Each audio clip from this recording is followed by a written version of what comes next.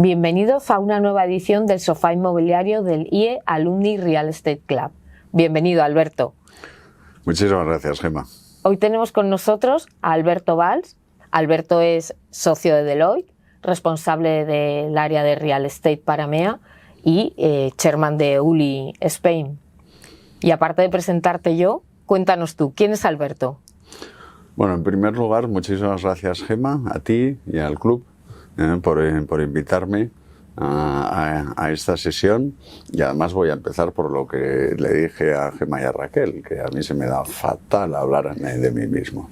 Y voy a empezar pues respondiéndote quién es Alberto. Pues Alberto es el menor de 5 hermanos y por tanto eso ya forja carácter, quiere decir que soy más de escuchar que de hablar, y como dice uno de mis hermanos, dice es que además es resultado de una educación, vamos a decir, polifacética, porque entre laica de la obra y jesuítica, pues lógicamente da una variedad pues bastante holística. Yo, como os decía, nací en Barcelona, he vivido en Barcelona hasta hace 18 años. Mi origen fundamentalmente en cuanto a estudios es más financiero.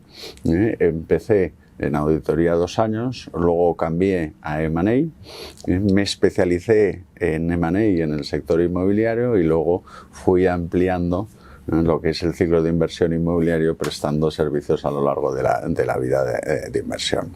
Y como te decía, desde hace 18 años vivo en Madrid muy feliz con mi familia, mi mujer, mis 3 hijas, 20, 18, 14, 2 perros, y todos ellos en un piso, con lo cual, como comprenderás, muy bien acompañados y no nos aburrimos nunca. ¿Y cuál es el mejor consejo que te han dado? Pues mira, consejos, quizá voy a empezar por una parte más personal. El consejo que lo recibí ya en casa es: nunca hables mal de terceros, porque siempre vuelve. Punto primero. Un segundo consejo que recibí es importantísimo que tus enemigos, como mucho, hablen mal de tus errores, pero nunca de ti. Y luego ya, si quieres, en el plano más profesional, foco, foco, foco. Y algo que siempre llevo muy grabado, porque en paz descanse, pero mi padre me dijo una vez que hay que jugar todas las partidas como si no tuvieras monedas. Porque muchas veces juegas las partidas pensando que tienes y luego a la hora de jugarlas no las tienes. Y por lo tanto esa mentalidad de siempre de, vamos a decir, austeridad, escasez es fundamental, máximo esfuerzo, y a partir de ahí pues también la suerte cuenta. Indudablemente eso forja carácter, seguro. ¿Y de qué te sientes? Has comentado también de consejos profesionales. En esa trayectoria profesional tan importante que tienes, ¿de qué te sientes más orgulloso? Bueno, me siento más que orgulloso, agradecido, porque tuve una oportunidad, gracias a una referencia profesional, de trasladarme a Madrid y realmente desarrollar pues una práctica de real estate, y además en un momento que era muy complicado. Pues si es hace 18 años, 2006, cuando llegué, pues eran las grandes operaciones corporativas y yo tenía escasamente 32 años y por lo tanto no participaba de ellas, pero con la crisis financiera lo que hubo, se giró completamente el mercado. Valían más la deuda que los activos y hubo que reestructurar.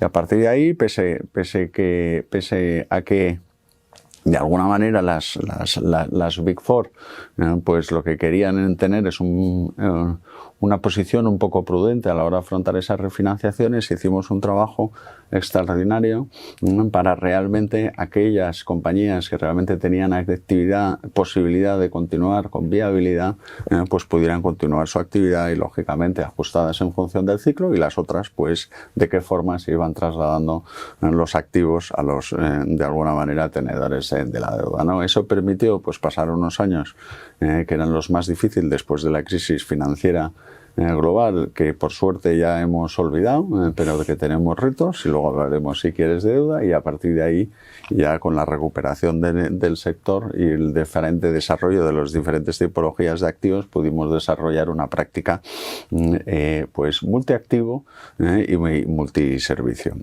Pero quizás, si tuviera que decir de qué me siento más orgulloso, es, viniendo de fuera, viniendo de Barcelona, la capacidad de desarrollar pues, relaciones de largo plazo estables y conocer un sector que me atrevo a decir que es un privilegio por la relación, el respeto, la profesionalidad y sobre todo los buenos amigos que hemos sido entre todos capaces de construir, ¿no? Yo creo que la amistad es uno de los principales valores que hay, no me atrevo a decir en lo profesional solo, sino en la vida. Sí, totalmente. ¿Y qué cambiarías si pudieras, o quizás no lo cambiarías, pero es algo que consideras que no fue un acierto? Bueno, yo lo que diría es, me hubiera encantado tener más talentos, pero al final cada uno tiene los que le otorgan, y por lo tanto me equivoco muchísimas veces, y me equivoco muchísimas veces al día, ¿no? Lo que espero es que todas esas equivocaciones hayan servido para, por supuesto, forjar personalidad. Segundo, desarrollar pues la capacidad de anticiparlos, ¿vale? Y por lo tanto tener más aprendizaje personal y profesional, ¿no? Uno de los principales atributos o valores que hay que tener en el desarrollo profesional es la generación de confianza. Y la construcción de esa confianza es muy difícil. Y sin embargo, la destrucción de la misma es que hay que protegerla casi como si fuera una vela, porque tiene muy fácil apagado, ¿no? Y intentar proteger pues, tus valores, tu forma de ser, incluso reconocer cuando te equivocas, pues es absolutamente esencial, ¿no? Yo he tenido la suerte, además, de aprender tanto del sector de los clientes como de grandísimos profesionales que han ido acompañando a lo largo de toda esta trayectoria. Entonces, en el conjunto, pues bueno, al final te vas desarrollando como profesional y como persona. ¿Y alguna decisión o proyecto o transacción o operación que no has hecho, que no has tomado y que has dejado pasar? A ver, yo te diría que como profesional originalmente que venía del campo de las finanzas y del M&A, lo que me ha permitido, y más en los últimos 10 años, pues es adquirir mucha mayor visibilidad, por supuesto, en el máximo detalle del mundo inmobiliario, pero también en la transformación de las ciudades. Yo creo que hoy vivimos, y luego si quieres hablamos de las megatendencias, y las ciudades se tienen que transformar. Participar de esa transformación con visión no a cortísimo plazo, sino a medio, creo que claramente es algo que me encantaría. Y luego, otras reflexiones. Después de la crisis financiera se destruyó un tejido productivo en la promoción residencial y cuesta mucho tener promotoras que sean resilientes al ciclo, ¿no? Incluso pues en los últimos 4 años hemos tenido 2 crisis, COVID, la subida de tipos de interés, empieza el calendario de los fondos Value Add, de los fondos Private Equity que relanzaron el sector, pues llegará a su fin. Y lo que sí que me encantaría es que fuéramos capaces de construir una promotora que realmente su estructura de capital fuera acorde con el ciclo de la promoción. La promoción, y lo sabes tú mejor que yo, pues al final 40 meses vas a tardar. Pues 40 meses para alguien que invierte 4 o 5 años quizá es demasiado poco tiempo. Para invertir en determinados proyectos concretos, sí, es viable. Para invertir en un desarrollo empresarial y estructuras que tengan un horizonte temporal de más de 10 años, pues necesitamos un capital más acorde. En España ya lo hay empresas familiares promotoras que están perfectamente estructuradas desde el punto de vista financiero, y lo que tendríamos que tener es una estructura profesional, y por lo tanto eso es lo que me encantaría que consigamos entre todos este objetivo. Y has hablado de las megaciudades, ¿no?, como gran tendencia y la transformación. ¿Crees que esa va a ser la tendencia que va a dominar el sector en los próximos años? A ver, nosotros desde Deloitte tenemos claros 6 megatendencias que afectan clarísimamente a todo el sector. El primero de ellos lo estamos viendo con la rápida recuperación del turismo. Después de estar encerrados, la gente quiere vivir experiencias, ¿vale? Quiere construir su vida a base de experiencias, luego, lógicamente, la obligación también de desarrollar su propio plan de vida, ¿no? Y esa sería la primera, turismo. La segunda, y casi es en la que me voy a centrar más, es envejecimiento de la población. Estamos ante un reto demográfico clarísimo. Si nos fijamos en Japón, Japón está perdiendo el 0,8% de su población. Eso quiere decir que hay un reto inmobiliario en las ciudades muy significativo. España nos beneficiamos fundamentalmente de un crecimiento vía inmigración que además, si miramos las titulaciones de la inmigración, es bastante similar a las titulaciones que tenemos en la población española, con lo cual es, vamos a decir, un crecimiento de la población sano, pero tensa las ciudades, porque el crecimiento de la población, por ejemplo, en Comunidad de Madrid, junto con menos personas por hogar, lo que está disparando es la necesidad de nuevos hogares, cuando la producción pues es prácticamente un tercio, sino un cuarto de la necesidad de hogares, ¿no? Y entonces eso está llevando a una tendencia, vamos a decir, de estresar por culpa del desajuste entre la falta de oferta y la demanda, vamos a decir, tan fuerte que tenemos. Y eso afecta a todos los nichos, vamos a decir, alojativos. Quiere decir, desde la vivienda tradicional, por supuesto, la vivienda asequible, afecta también a la vivienda en alquiler y afecta tanto a residencias de estudiantes como las nuevas formas de vida, co-living, flex living y senior living, con lo cual tenemos un reto de ser capaces de tener una mayor producción.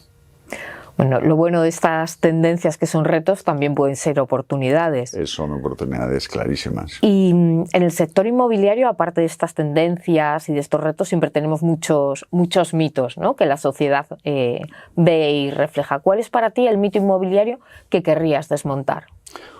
Bueno, lo primero que daría es un dato que es muy importante, luego voy al mito. El dato importante que ayer estábamos repasando con la Chief Economist Office de Deloitte, Ana Aguilar, y veíamos la formación bruta de capital fijo.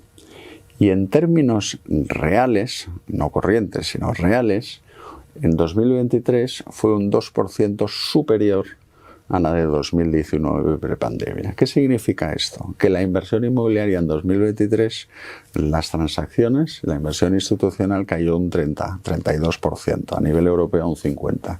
Pero que sin embargo una máxima que hemos ido oyendo por todos los agentes, que es invertirse en los edificios, actualizarlos y por transformarlos con los retos también de descarbonización, pues hace que aunque haya reducido el volumen de inversión, no se ha reducido tanto el trabajo como la generación que supone en la economía. Y concretamente representó el sector inmobiliario el 25%, un poco menos, el 24% de la formación bruta de capital fijo en 2023. ¿Y el mito? Pues el mito clarísimo. Cuando históricamente se calificaba este sector como un sector egoísta, que lo que buscaba era la plusvalía. Yo me he encontrado un sector completamente diferente en los últimos 20, efectivamente, en los últimos 20 años. Me he encontrado humildad, me he encontrado generosidad, me he encontrado, por supuesto, profesionalidad, me he encontrado búsqueda de la excelencia, que te voy a contar a ti, Gemma, ¿vale? Como ejemplo de la misma. Pero sobre todo lo que me he encontrado es al final que había también y se ha generado amistad. Cada uno defiende sus intereses, por supuesto, pero por encima de todo están las personas. Que las personas estén en el centro es absolutamente esencial. Y bueno, muchas gracias. Y has hablado antes, que me parece importante y relevante, desde tus orígenes, tu familia, en esa cultura y búsqueda del esfuerzo, de perseguir objetivos, de perseverar. ¿Qué importancia tiene esto para ti a la hora de considerar si esto es el talento o es fundamental en lo que es el talento para ti? A ver, la formación continua es absolutamente esencial en la vida y cada más en un momento de transformación tan importante. Yo tengo un ejemplo, aquí me estoy dejando llevar contando anécdotas personales, que mientras yo estudiaba la carrera, mi madre estudiaba Historia del Arte, la carrera también, porque de pequeñita no pudo estudiar. Y no solo eso, sino que además sacaba unas notazas increíbles y después además hizo el doctorado. Lo pongo como ejemplo o más como modelo de continuamente tener la inquietud intelectual de seguir creciendo como persona. Pero es que ahora ya no es una inquietud, ahora es una necesidad. Es una necesidad desde el punto de vista profesional y personal ser curioso. Hay que estudiar y en un sector como es el inmobiliario hay que tener clarísimo las siguientes dimensiones. Por supuesto, una dimensión macro. Si no entiendes de economía y la correlación que tiene con el sector, pues sencillamente jamás podrás ser un buen profesional.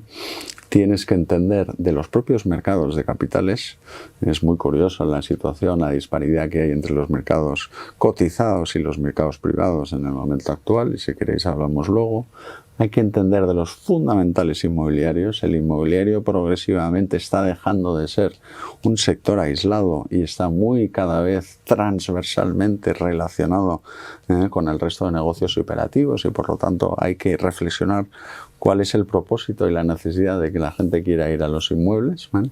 Y por último, por supuesto, tienes que tener conocimientos técnicos. Tienes que saber que cuando quieres acometer un proyecto y hay un proyecto de reforma, pues primero cuáles son los requisitos técnicos y en segundo lugar cuáles son las implicaciones también de coste, financieras y lógicamente que sean viables. Exactamente, tienen la mala costumbre de tener que ser viables. Y aunque parezca mentira, también sacas tiempo para ser profesor de esta casa, del IE. ¿Qué importancia tiene, ya has hablado de esta necesidad de formación, pero qué importancia tiene para ti la formación específica inmobiliaria? La formación específica, como te decía, es absolutamente esencial. Yo creo que lo que más te enseña en la vida es encontrarte ante los problemas. Pero para los problemas tienes que tener la noción de a qué te estás enfrentando y por lo tanto tener la profundidad técnica para entender pues, los diferentes, vamos a decir, prismas que antes mencionaba. Yo a los alumnos, en el fondo, lo que me gusta es hacer challenge y preguntarles no solo el por qué son las cosas, sino para qué son las cosas y sobre todo que miren más allá. Es muy importante la segunda lectura, la segunda derivada de las cosas. Y luego, lo más importante es que detrás de cualquier negocio hay personas.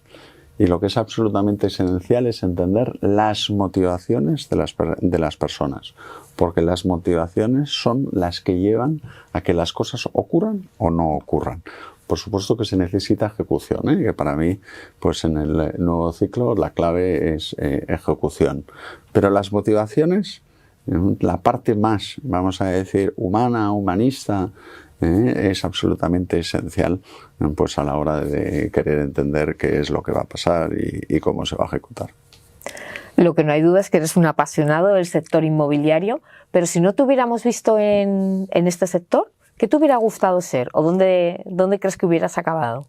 Pues mira, como te dije, yo me trasladé de Barcelona a Madrid precisamente por el sector inmobiliario, porque había empezado a hacer operaciones en Barcelona, había una posibilidad de desarrollar un plan de estrategia inmobiliaria en el área de M&A, pero me dijeron perfecto, pero en Madrid. Y yo dije, pues allá que voy y encantadísimo y como te he dicho, un acierto.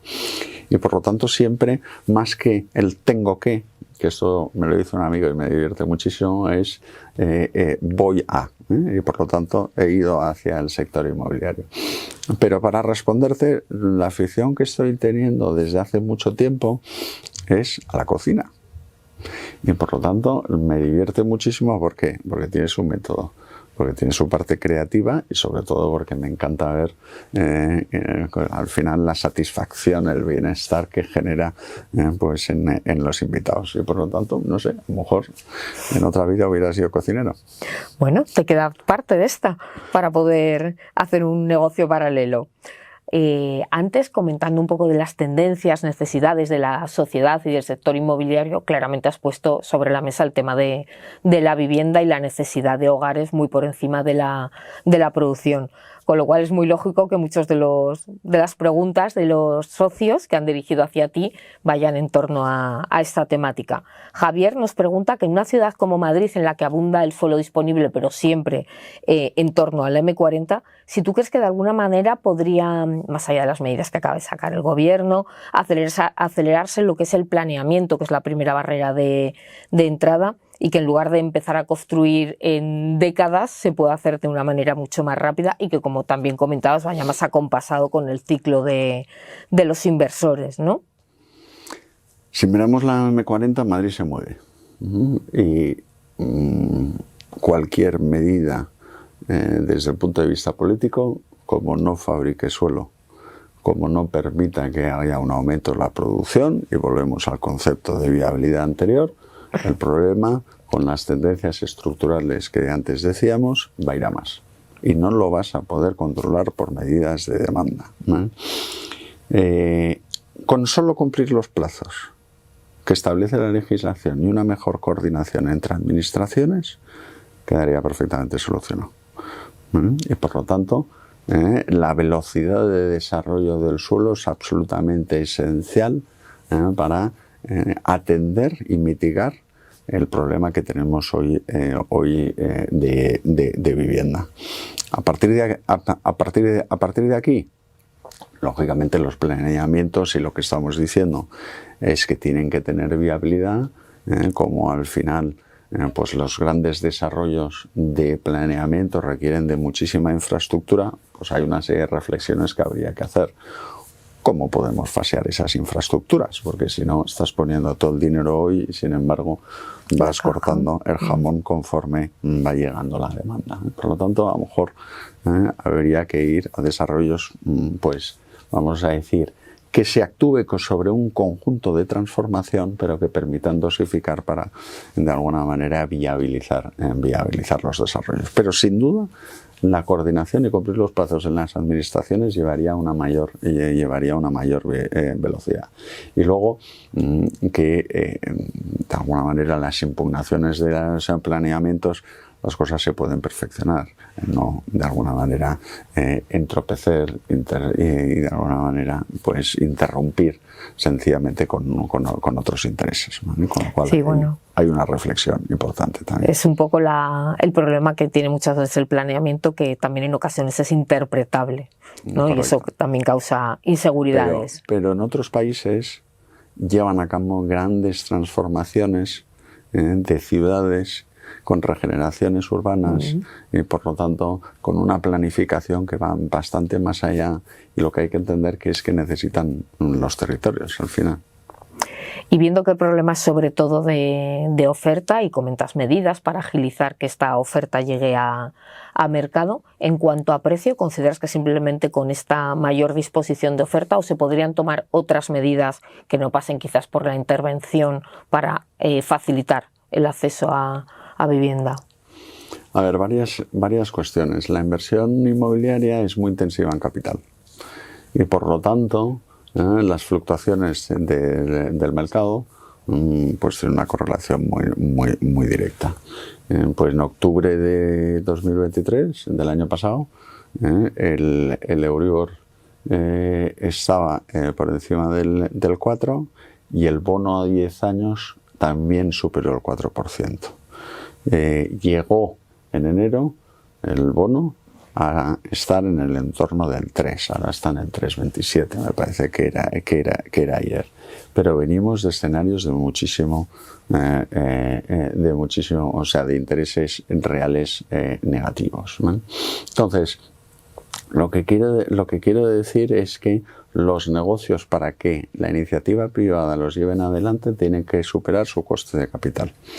E incluso tendría que ser, como digo, superar, porque si ese es su coste de capital, pues tendrías inversiones alternativas. Podrías dedicarlo a cualquier otra inversión que por rentabilidad-riesgo pues te sientas más confortable. ¿Qué quiero decir con esto? Es absolutamente clave que la iniciativa privada, su retorno sea acorde al riesgo que asume. El gran problema lo tenemos en el suelo.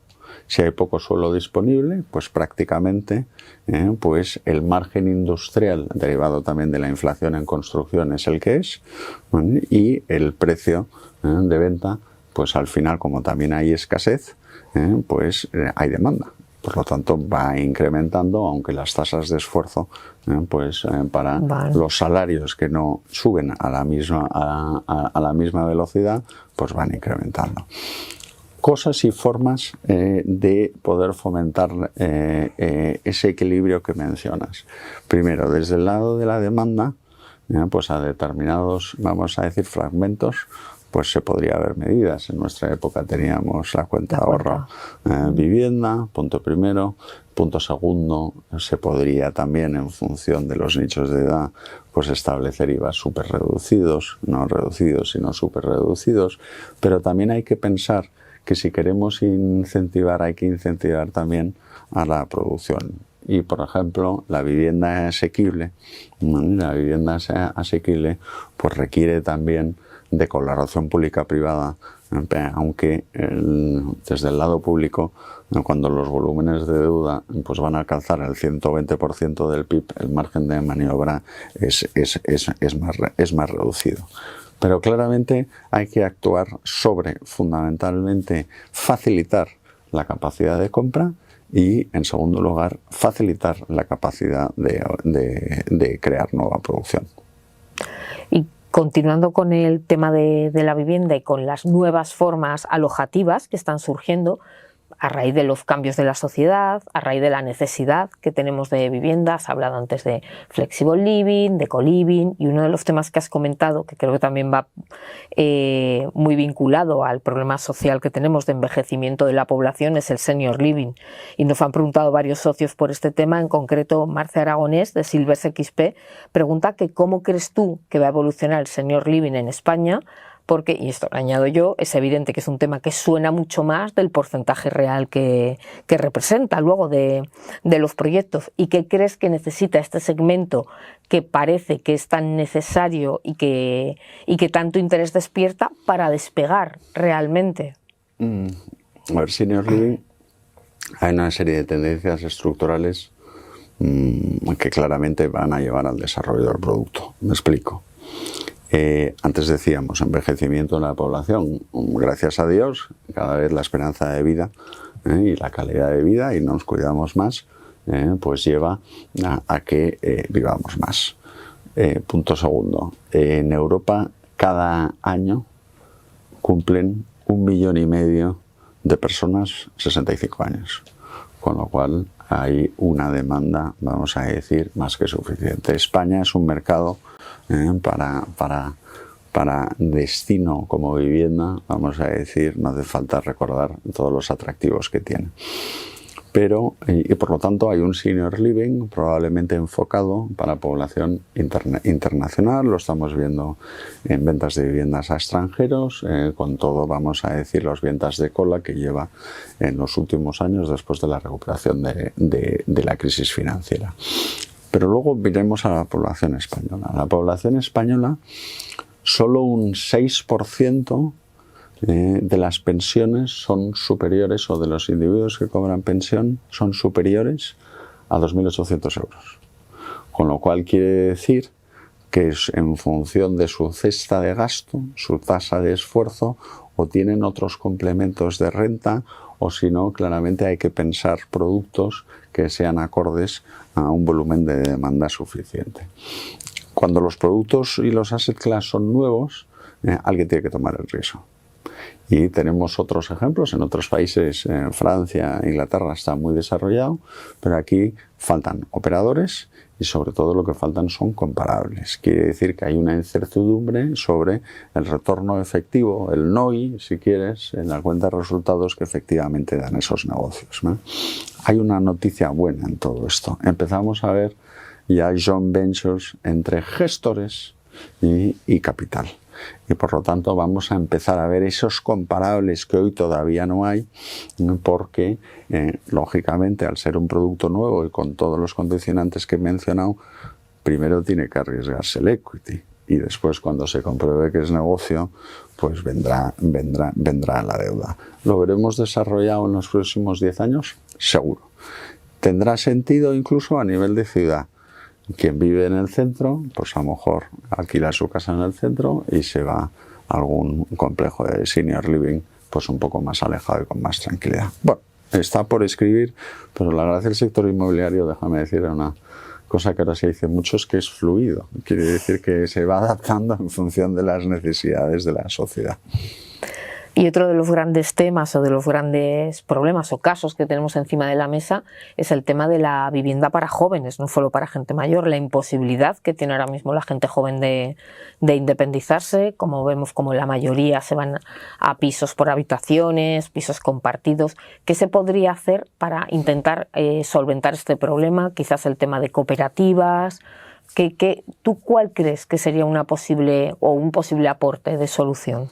Bueno, lo mencionaba antes, probablemente necesitemos mecanismos de colaboración o de que la administración dé un paso adelante con el famoso Help to Buy, ¿vale? O que probablemente pues haya mecanismos, vamos a decir, de garantías y de avales que permitan pues el acceso a una determinado, a una determinado nicho de población. Tendríamos que reforzar, lógicamente, porque cuando tú tomas decisiones con el dinero de otros, siempre son más arriesgadas. Cuando tomas decisiones con tu dinero, suelen ser más prudentes y, por lo tanto, también pues hay una reflexión sobre a quién y cómo dejas dinero. Pero tendría que haber unos mecanismos que permitan el acceso, porque lo que está claro es que la construcción de ese y generación de ese ahorro pues es beneficiario para las sociedades. Cuando la gente tiene algo que perder es mejor que cuando no tiene nada que perder. Punto primero. Punto segundo. Has mencionado el tema de las cooperativas. Las cooperativas permiten que a través de gestores pues puedas adquirir una vivienda más barata, pero sin embargo requieren más aportaciones, con lo cual no sé si solucionan, salvo que hubiera un mecanismo de aval. Y luego la otra fórmula es que sean también en alquiler, que lo que falta en un mercado como el español, que el 95 o más del 95% está en manos privadas y no en manos institucionales, pues lógicamente las políticas que tú hagas para el alquiler tienen una incidencia en la oferta y por lo tanto se traslada directamente a renta por mucho que la quieras controlar. Muchas gracias. Y abandonando el tema de vivienda y centrándonos más pues, en algunas de las labores que hacéis las consultoras, tanto vosotros como otras, Saúl Núñez de Give Us All Banks nos pregunta ¿qué opinas de las estrategias de diseño de Workspace? Si crees que la consultoría debe ser una clave elemental como acción en estas necesidades, o crees que las compañías deben desarrollar estas acciones con equipos internos que tengan siempre esta responsabilidad o esta gobernanza sobre sus acciones de real estate, de corporate. Al final las compañías, si tienen un determinado nivel, siempre tendrán equipos internos. Pero la transformación que está habiendo en la forma de trabajar va mucho más allá de la huella inmobiliaria. O sea, yo creo que la solución no solo es, dejadme decirlo así, hot desking. Y por lo tanto sin sitio asignado, etcétera. Yo creo que la transformación, y así es como además lo estamos viendo nosotros en el futuro del trabajo, es que en el momento de transformación, que hay una transformación subyacente muy acelerada, hay que entender cuál es el propósito de la compañía y cuál es, de alguna manera, hacia dónde quiere ir y cuáles son los valores que de alguna manera quiere transmitir, ¿vale? Por lo tanto, hay un concepto de propósito muy ligado a estrategia. Segundo, que la clave es la propuesta de valor al empleado. Por lo tanto, hay un concepto de talento asociado muy relevante, que tiene que ser coherente con la primera parte. Y tercero viene el real estate, que es qué huella inmobiliaria tengo, cómo la tengo, qué capacidad de transformación tengo con mi huella existente y qué necesidades o qué disponibilidad hay para llevar a cabo esa estrategia de futuro del trabajo que he definido con los puntos anteriores. Por lo tanto, lo puede dinamizar pues unos vencimientos de unos contratos, una necesidad inmobiliaria, pero si no se hace la reflexión holística desde un punto de vista de estrategia, de talento y inmobiliaria, pues al final pues es un parche o es sencillamente pues copiar un modelo. Con lo cual yo creo, con eso te respondo, que merece la pena dejarse en manos de alguien que haga un poco de challenge. Y normalmente nadie es, vamos a decir, profeta en su tierra. Sí, yo creo que tiene que haber también una reflexión interna, por lo menos para escuchar y plantearte las cosas muy en serio, porque el tema de estas acciones inmobiliarias son determinantes a la hora también de captar y retener este talento, ¿no? Que hoy en día es tan complicado, sobre todo la retención. Y ya pasando a tu otra gran faceta, que es Uli, sí, y donde ha sido relevante este periodo, Leticia Pons, a quien conoces fenomenal y con quien trabajas mano a mano en el tema de Uli, de Union Investment, pregunta por qué decidiste presentarte a presidente de Uli y qué es lo que más valoras de tu mandato a un nivel personal. Cuando es evidente que no te sobra el tiempo, ¿no? Bueno, pues gracias, Gemma, y Leticia también por la pregunta. Y yo creo que a veces la vida es más casual de lo que nos pensamos. O sea, si de una determinada circunstancia y 4 profesionales del sector que yo tengo en gran estima, además de bastante amistad, me dijeron ¿por qué no te presentas? Yo hice la reflexión y se lo respondí en ese sentido de decir, oye, llevo toda una serie de años en Madrid y he tenido el privilegio de haber podido participar a lo largo del desarrollo de la nueva era del sector y por lo tanto creo que tengo que devolver parte de lo que he recibido y decidí dar un paso adelante. ¿Cuál es la mayor satisfacción? La satisfacción, yo no he hecho nada, sencillamente se han dado toda una serie de circunstancias y lo que mayor satisfacción da es primero la ilusión, las ganas de participar de las personas físicas, pero también jurídicas y sobre todo que se ha creado un dinamismo de qué es Uli en el fondo, preocuparse a largo plazo por el desarrollo sostenible del territorio, pero sobre todo también sobre sus comunidades, o sea, las grandes preocupaciones que como sociedad, que son muchísimo más transversales que el propio sector inmobiliario. Y entonces, sencillamente, con esa dinámica, pues se ha creado un círculo virtuoso del que he tenido la suerte de ser partícipe, pero nada más. Sí, está claro que soy referente, ¿no?, de ir un paso más allá de qué está aconteciendo. Y ya para cerrar, volvemos a esta faceta más personal tuya. ¿Qué 3 libros recomendarías que ningún profesional inmobiliario debería dejar de leer? Pueden ser inmobiliarios o no, o libros generalistas. Bien. A mí, por supuesto, me gusta leer y además de diferentes temáticas. Primero, dentro del sector, como lógicamente habéis venido en el sofá, he ido viendo los anteriores sofás, alguno ya se ha dicho, ¿vale? Que es, me parece que lo mencionó Adolfo Drock-Prolek, en Rethinking Real Estate, que es la propia transformación y que se está convirtiendo en un sector que va mucho más desde la demanda hacia la oferta que no de la oferta hacia la demanda, y con toda la digitalización, que es completamente apasionante, pues cada vez más. Y por lo tanto ese sería el primero. El segundo es un libro de liderazgo. El año pasado, o hace 2 años, Kissinger, a sus 99 años, escribió el libro Liderazgo, que es una disertación de los modelos de liderazgo, estadista reformador, y después recorre 6 personajes que han transformado y se han encontrado ante circunstancias francamente difíciles, ¿vale? Y ahí lo dejo.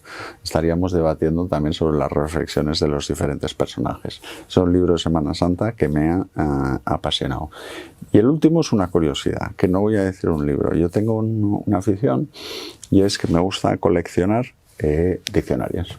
Y me gusta coleccionar diccionarios porque de alguna manera la precisión del lenguaje y sobre todo la riqueza del lenguaje pues hace que una misma palabra en función de los diferentes diccionarios pues tiene acepciones que son prácticamente iguales, pero no, o similares, pero no iguales. Y tengo un buen amigo, lo cierto es que me regaló una primera edición de alguien que era, bueno, el autor era de su familia, o sea que el tercero te diría diccionarios. Curioso. ¿Y 3 podcasts o personas que consideres creadores de contenido relevantes a los que haya que seguir? No voy a ser innovador. Yo creo que todo en función de lo que hemos dicho. Yo semanalmente veo el Economist, bimensualmente Harvard Business Review, porque te hace challenge de reflexión de hacia dónde va, y luego es verdad que como podcast pues Historias de un tambor me parece que está bastante, vamos a decir, extendido en el sector. A mí me lo recomiendo. Sí, totalmente. Yo también lo escucho y lo recomendáis muchísimo. Un profesional. Y luego lo que procuro también es escuchar bastante jazz. Y no quiero dejar la oportunidad de preguntarte un tema que además nosotros hemos comentado, que es ante el reto que estamos viendo de transformación, no ya del inmobiliario, sino del mundo en general, con la aparición y parece que futuro dominio de la inteligencia artificial. ¿Cómo afecta esto a una consultora, tanto como la vuestra, como a otras, ¿no? ¿Cómo crees que va a cambiar el modelo de negocio y todo lo que va alrededor de él a unos 10, 15 años vista? A ver, yo lo primero es, ante las grandes disrupciones tecnológicas, lo lógico es que se produzca una reacción de prudencia, de miedo. Tendemos a sobreestimar los cambios a corto, a subestimar los cambios a largo, pero ya las hemos tenido. Al final, yendo todos con nuestro ordenador, con nuestro teléfono, el incremento de la productividad y la eficiencia ha sido brutal en todos estos últimos años. La inteligencia artificial generativa va a ser un exponendo más, ¿no?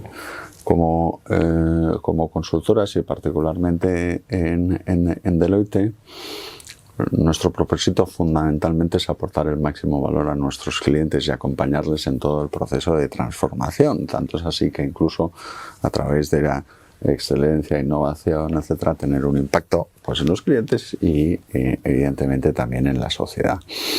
Eso obliga a que en la revisión de los perfiles de servicios, pues todos y todas las compañías y todos los negocios van a ver cuáles se van a ver más afectados y menos afectados por la inteligencia artificial. Pero al final, como negocio, tú tienes una máxima, que es aportar el máximo valor. Y si tienes las herramientas, porque tienes la información, tienes la capacidad de eficientar todos los procesos a través de inteligencia artificial, pues probablemente la capacidad de aportar más valor será mayor.